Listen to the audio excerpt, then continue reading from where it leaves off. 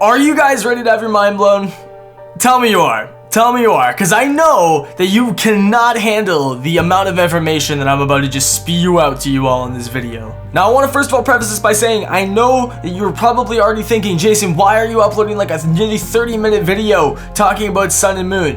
Well, the reason why it's so important is probably number one, because you've clicked on the video due to the title and the thumbnail of this video, stating that it is about a prediction for the plotline of Pokemon Sun and Moon. Now, because it's kind of a lengthy topic, it's going to take a little while to explain it all. So I encourage you guys that if you don't have much time to watch this right now, maybe put this video in your watch later or bookmark it for later and come back and watch it when you have time to and let me know what you think. But if you've got the time to do it right now, then sit back and enjoy and get ready, because I have a lot of information that I'm going to be talking about and you're going to be able to need to take it all in order to understand this theory. And plus I have a multitude of things to talk about, so definitely make sure you fasten your seatbelt, man, because there's a lot of stuff to go over in this video before we get started. And so first of all, in this video, before we get into it, if you sit through all 30 minutes, please definitely leave a comment letting me know if you did or whatnot, and let me know what you think of this theory, because what I'm going to explain here is how X and Y connects directly to Sun and Moon as like a sequel, how X and Y and Sun and Moon will mirror the events of Red and Blue, and Sun and Moon being a sequel to X and Y, similar to how Gold and Silver was a sequel to Red and Blue.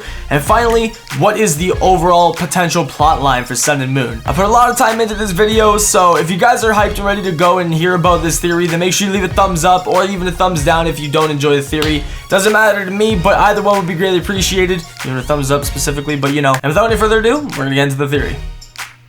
Alright, so before we start diving into anything too serious here, I want to go ahead and first of all play a clip from a previous theory video that I made a couple of weeks back. And it's sort of going to address the first part of this theory that's going to tie it all together, and then I'm going to add on some new information I have yet to actually speak about in a video. There's a possibility that Lysandre may still be alive. Towards the end of the main story of Pokemon X and Y, you're faced with what some may consider quite a dark fate for our friend Lysandre. The Team Flare HQ actually goes up in flames after a huge explosion happens from the inside. Plus, with the HQ being underground, escaping from the facility that's, you know, thousands of feet underground being from where it explodes, it's not an easy task to escape from that. So it's presumed that Lysandre is dead and that this is the last time we'll ever hear from him again. Wrong. It's actually quite possible that he's still alive. There's only one logical way that I can think of, however, well, logical for Pokemon at least, only one logical way that I can see Lysandre actually managing to escape from that, and that would be the use of teleportation. How could Lysandre possibly teleport on his own though? Simple, the use of a Pokemon. But which one? Hoopa is one very likely option, more so than any other ghost or psychic type Pokemon. Hoopa has the power to teleport and move anything it so pleases, just using the power of its golden rings that act as portals or wormholes to another dimension, time periods, and basically just about any possible location or time period on this earth you could think of. Hoopa is capable of opening up a temporary portal to it. I also want to just preface this next part real fast by saying this next part is about like 7-ish minutes about explaining the Drasil Tree. So if you already know how the Drasil Tree links in with the lore and the origin of Zygarde, Xerneas, and Yveltal and all that, then don't bother watching that part of it. There'll be a timestamp on the screen on when you need to skip to get past that. But if you don't know about the Drasil Tree, you need to watch this, as it's extremely important for later on in the video. Like, extremely important. Without further ado, let's get into it though. With that short string of clips in mind and being watched now, you know that Lysandre or Lysandre or Lysandre or Lysander, or however the hell you say his name, is gonna hopefully or potentially be returning in Pokemon Sun and Moon. Now with that being said, it is not confirmed, that is not confirmed information, but with what I have also to tell you today, might tie that in and make it seem all that much more plausible, and may possibly be what we see in Sun and Moon. So a couple of weeks back, about 2 weeks almost by the time you're seeing this video, I made a video titled Pokemon Rainbow Theory, and it was basically explaining the origin of the codename Pokemon Rainbow, which is actually the codename for Pokemon Sun and Moon. Now, I'll leave a link to that video in the description and on screen if you want to watch that, but it goes sort of more in depth about the meaning of Pokemon Rainbow and explains some of the elements, in-game features, and certain other aspects we might be seeing in Pokemon Sun and Moon. Now, with that also being said, I did some more research about some legendary Pokemon, and this is something that I found.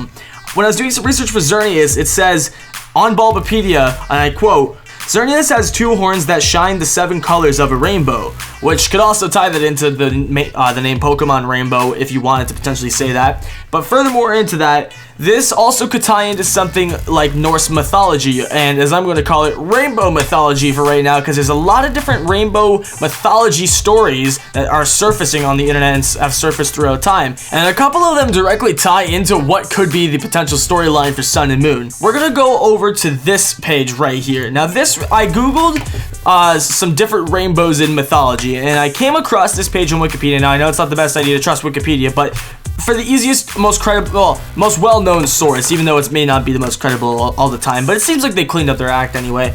But as we scroll down here, there's one thing that's really interesting, and I'm going to read part of this to you. First, let's read this, the Sumerian mythology.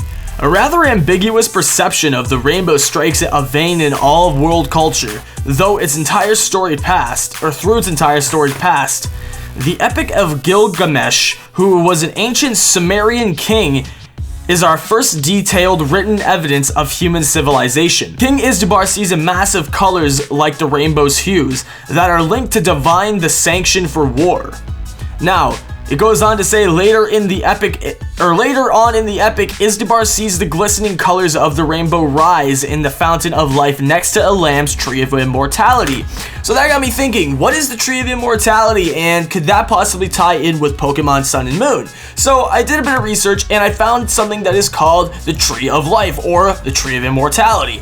And what it goes on to say is, the concept of the Tree of Life is a widespread mytheme, or mytheme, I guess you could say, I'm sorry if I mispronounced that, or archetype in the world's mythologies related to the concept of a sacred tree more generally, and hence in religious and philosophical tradition. It goes on to say down here, the tree of knowledge connecting to heaven and the underworld, and the tree of life connecting all forms of creation, are both forms of the world tree or cosmic tree, and are portrayed in various religions and philosophies as the same tree. What that basically stems down to is a way to incorporate all beings of life and all creations of human existence and life forms in the world or in the ecosystem, and to all be brought together with the power of this tree. So with that being said, this could also lead to different types of reiterations and stories and beliefs of this tree in different regions and areas of the world, to say the least.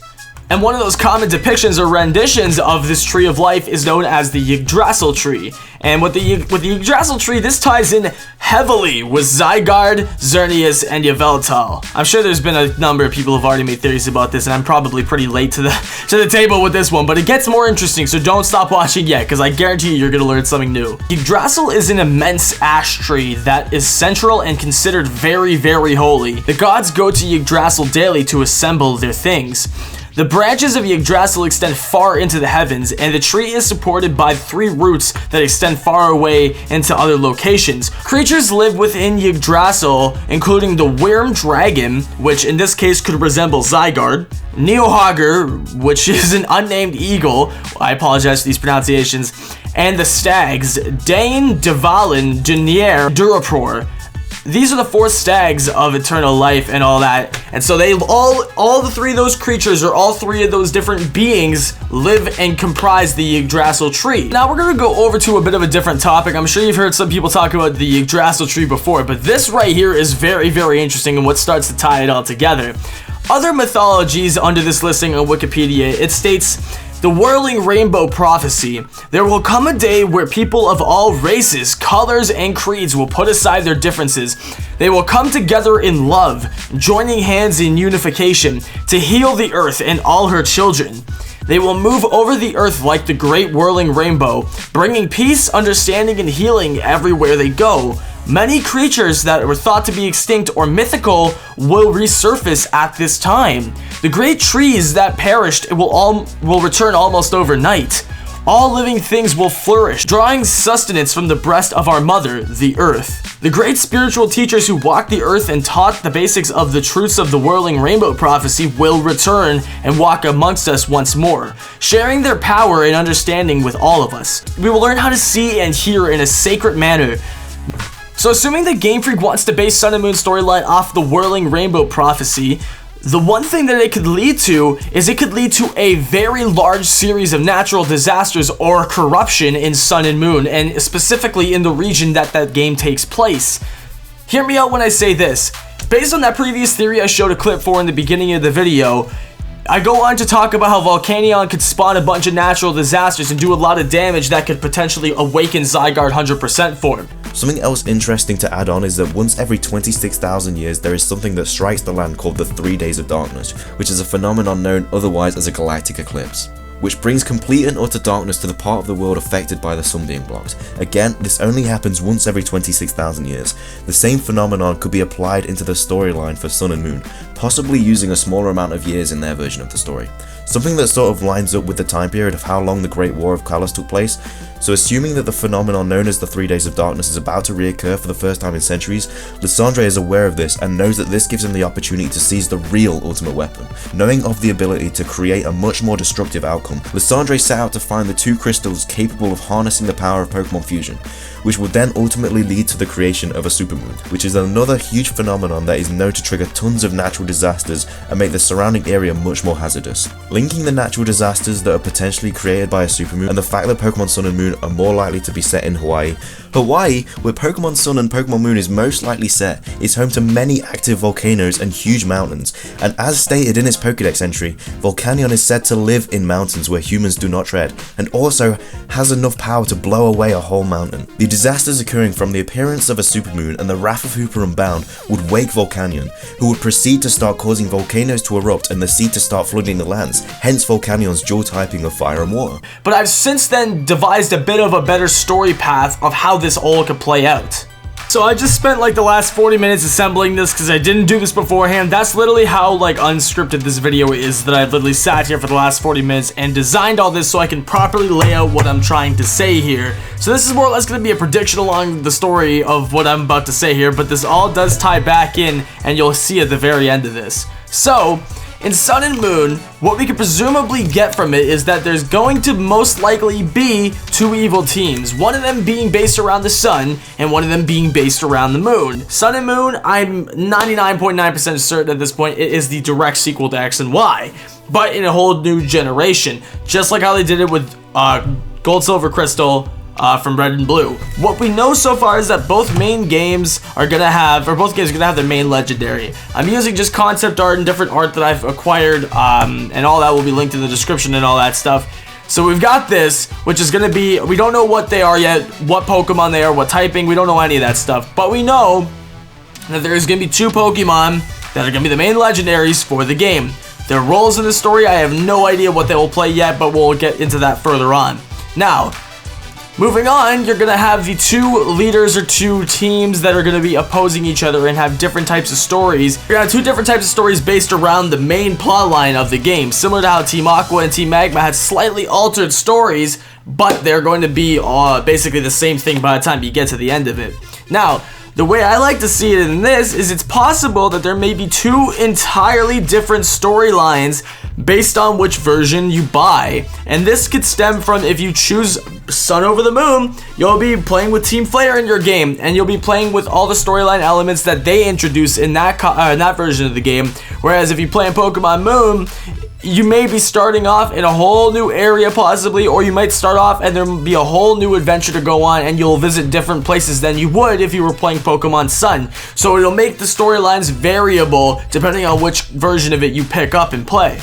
We also know that there is going to be 2 Pokemon that they're going to be after. Now, as at this point in time, we don't know what the mascot legendaries roles are going to play into the game. So for right now, the only 2 Pokemon that I do know for a fact, and especially one based off my theory previously, I know that there's going to be some kind of feature of Hoopa and Lysandre in Pokemon Sun and Moon. Now, I narrowed this down because I figured in the movie for the Ingenious Magearna trailer, there's actually this guy that you can see here, and he has this staff that has what looks like to be a burst heart or a burst crystal inside of it, and he uses that to forcefully evolve or mega evolve all of his Pokemon on his team. Now, you'll notice that all of his Pokemon on his team in the trailer, they are all Pokemon that already have mega evolutions, at least the ones that are shown to be evolving. But why would he have Volcanion next to him if he does not have a mega evolution, or if he wasn't trying to get a stronger form from him? Well, think about this though. Hoopa has an Unbound form, and that's an even stronger form of Hoopa. Diancie has a Mega Evolution, which is an even stronger form of itself. So with that being said, there's 3 different types of evolutions introduced within this trio, and the last evolution is going to be introduced in Sun and Moon. You've got Mega Evolution for Diancie, which was released initially in X and Y. You've got Unbound Evolution, which I don't really know necessarily what type of evolution that specifically is for Hoopa, which was introduced in Oras, and then in Sun and Moon, the final type of evolution is going to be Burst Evolution, which will be introduced, I guess, specifically on Volcanion, because what I predict is going to happen is both these teams are going to use these Pokemon, whether it be Sun, Team Flare and Pokemon Sun using Hoopa, or Team Moon with Team Eclipse, as I'll call them, using Volcanion. They're going to have an ultimate goal of triggering Zygarde, to become its 100% form, to start using its power to protect the Earth and sort of try and maybe capture it at the same time at its most powerful form and use it for their own evil deeds. Now, with that also being said, that leads me to the next point that I have here. First of all, we know their ultimate goal is to capture Zygarde, or to use Zygarde's power for themselves, which is the real ultimate weapon, the protector of the Earth. That's Zygarde. Now, we know that in order for them to do that, they need to use the Pokemon that they currently have at their disposal to basically help them get closer and closer to their goal. So with Pokemon Moon and Team Eclipse, we'll say, they've already got Magearna in the Azoth Kingdom. And with that being said, that means that and it's even been confirmed that Magearna is sent after Volcanion to try and capture it. Now, with that also being said, I've said that same quote like fire, that same phrase 5 times now, is that if they capture Volcanion and are able to force its evolution with the Burst Heart Crystal in the staff, then that might mean that Volcanion could get an even more powerful form, similar to how Hoopa has it with his Unbound form. But then that leads us to an even bigger question. First of all, if that's how it works out for Volcanion, how does that evenly work out for Hoopa? If you see my previous theory, you know that the prison bottle's left off at Hoenn, so there's no way that Lysandre could actually obtain the Unbound form of Hoopa without some sort of forced evolution. And with that being said, the way that they could do that is they can use regular Hoopa to open up a portal and go steal the Burst Heart from wherever that may be. And once that's accessed, you'll be able to access as even more powerful evolution, which would be the same idea as using the Unbound form to evolve him. You could just use Burst Evolution, which is forcing him to evolve. And what's interesting about that, and what ties this directly back to the original games and Gold and Silver, is that in Gold and Silver, Team Rocket, which was the evil administration or organization that you were fighting against in those games, they actually forced evolution upon a bunch of Magikarps, and even a specific one in the Lake of Rage that was a shiny Gyarados. They forced evolution on a bunch of those Pokemon through radio waves, which back then was that modern day way to force evolution on Pokemon. But now that we're so far ahead in the future, at least in the timeline of Pokemon, and we're also in a completely alternate timeline than before, Burst Evolution is now a thing as well, and you can now force Pokemon to evolve using Burst Heart Crystals. So with that being said, eventually Team Eclipse will capture Volcanion, and then they'll force it to evolve into Mega Volcanion or Primal Volcanion or something like that, which will then cause it to start doing a bunch of horrible things, and it will start like causing a bunch of turmoil. The same thing applies for Team Sun, or Team Flare, in Pokemon Sun, whereas once they use one of the portals to find and locate one of the crystals and steal the Burst Heart Crystal to evolve into Hoopa Unbound, then depending on which game you play, there will be a certain series of events that's going to happen based on the Pokemon, or based on the version that you're playing. So if we look at this little chart that I've made, it shows the differences between Hoopa and Volcanion. So if you're playing Hoopa if you're playing Pokemon Sun and you have Hoopa, and that's the Pokemon that the evil team is using, then this is what's going to happen somewhere in the storyline, probably towards the end near the Elite Four, somewhere around that general area, where they'll start doing the big plot twist in the whole story and all that. So when you think about this, if Team Flare has Hoopa and they're using that to try and awaken Zygarde in some sense, what they can do is they can use his power once he's in Unbound form, which could potentially, because it's been confirmed in a Pokédex entry before that Hoopa does have the power to move islands and big, various large masses of land, meaning that sucking up the whole region and absorbing it through a portal is not an unlikely option or an unlikely outcome. You've also got Eternal Darkness, which leads back to the 3 Days of Darkness, which again I originally covered in that previous theory video that you should definitely check out. It will also cause supermoons to start appearing, which trigger natural disasters, which goes hand in hand with Volcanion, depending on which version exclusive you're playing. And finally, it'll unleash complete and turmoil and chaos and all that on the land, and it will completely send everybody into panic and probably end up killing quite a lot of people in Pokemon during that time because of all the natural disasters that start spawning from the supermoons. However, if we come over to Volcanion, he'll start causing volcanic eruptions. The tides and the floods that will start consuming the whole island will be crazy. The water levels will be just insanely high. You'll have intense fog because of steam eruption. You'll also have eternal drought and probably intense heat upon the whole region, which is basically the exact opposite of eternal darkness. When the moon is out, when the sun's out, you have a lot of heat. So you have eternal drought, intense heat, and again, complete turmoil and chaos across the whole region while this is all happening. I know that was probably a lot to take in, but if you're still on the same path as I am here, I'm trying to basically say, depending on which version you play, you're gonna have Team Flare or Team Eclipse, both with one motive to try and trigger Zygarde 100% form to come out and play, basically, or so they can try and capture him. So then they use certain tools and ways to get their ultimate forms of the Pokemon that they have captured, which would be Hoopa and Volcanion, Mega Evolve them, make those two Pokemon cause all these crazy natural disasters to start spawning, and ultimately lead to them spawning in Zygarde 100% form and awakening it from its slumber. Because as you know, in order for Zygarde 100% form to be, or wake it up, there needs to be complete turmoil and chaos upon the land.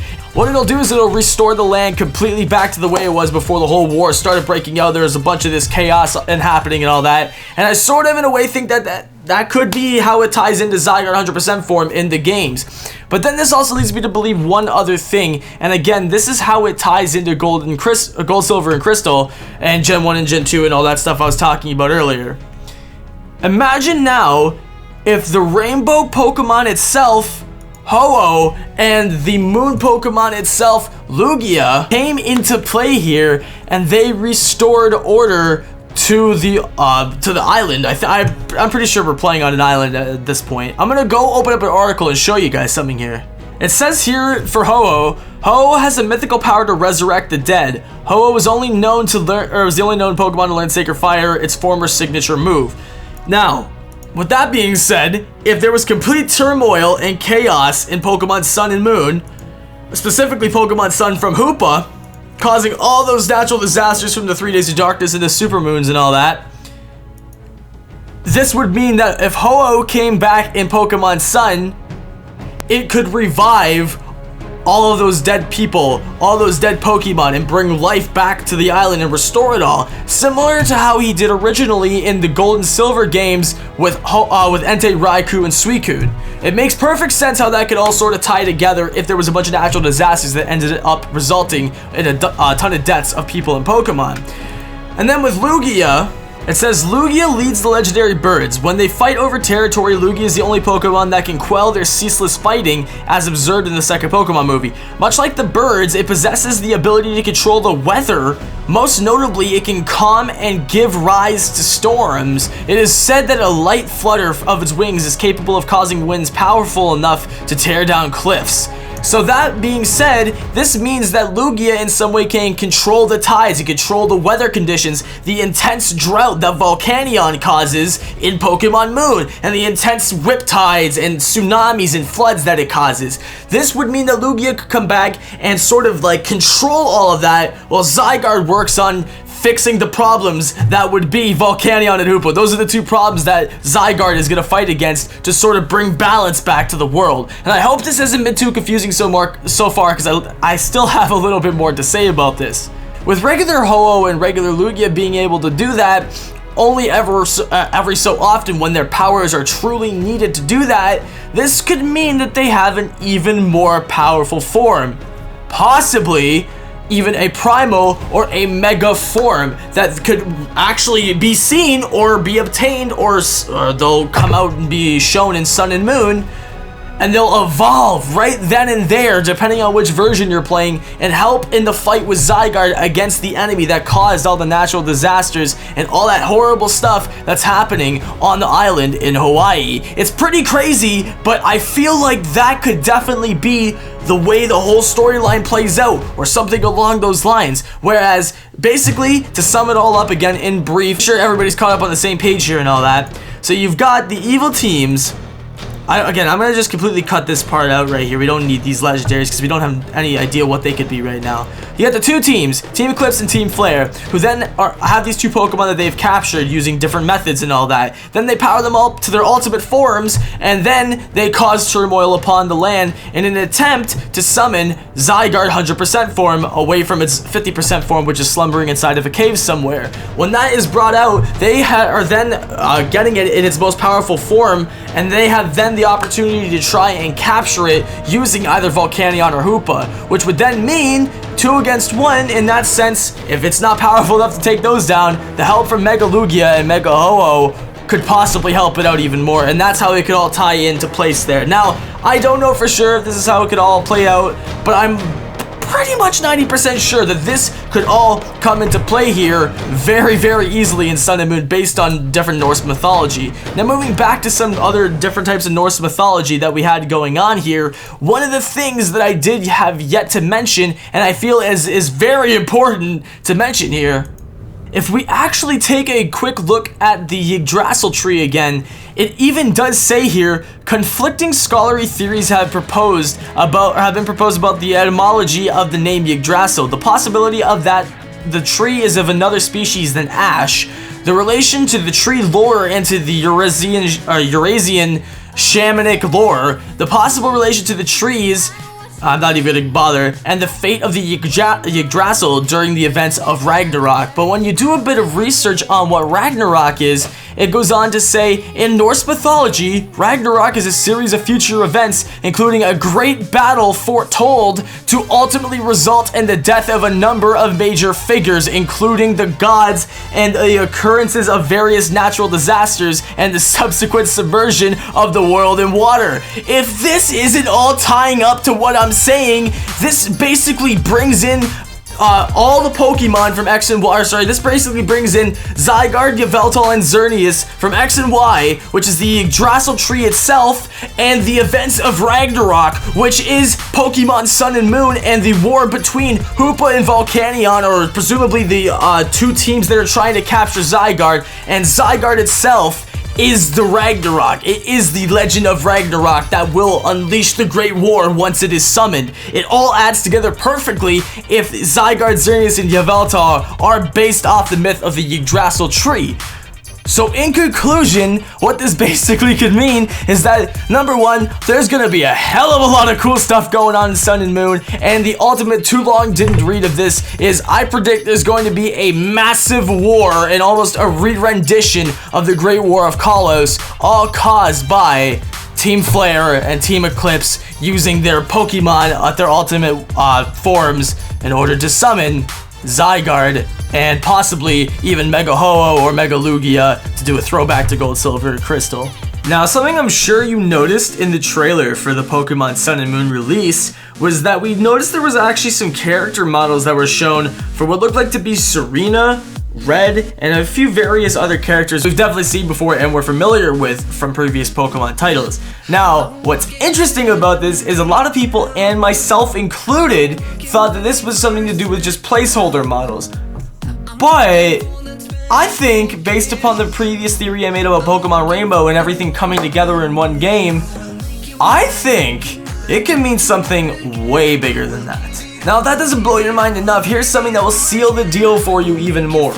Based on the information we've got previously, we can safely assume that Sun and Moon is going to take place on an island in Hawaii, presumably.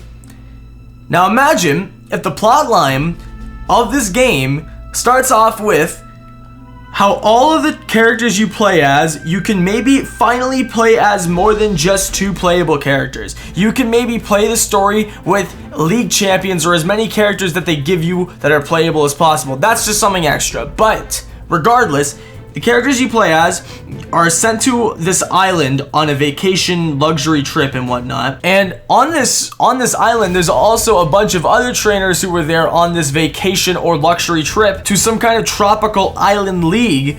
And all the previous league champions from different regions will all come together and fight in this gym challenge, ultimately to end up facing off in the Pokemon League in this region, on a tropical island region. And how that makes sense is because you can see the models for Red, Serena, and other various characters who we know are league champions that had been seen in previous Pokemon games before. Now again, these could just be placeholder models, and I'm still not gonna like throw that idea out the window, but I don't think this isn't like, this may not be a safe idea to say. I think this is definitely a safe idea to maybe assume this might be the direction that Game Freak is going in. So in a way, how I originally mentioned how this game could also mirror the events of Red and Blue and then Gold and Silver, in some ways the fashion of how it even explains how you get to the island in the first place and why you're even on an island, just of all random things like that.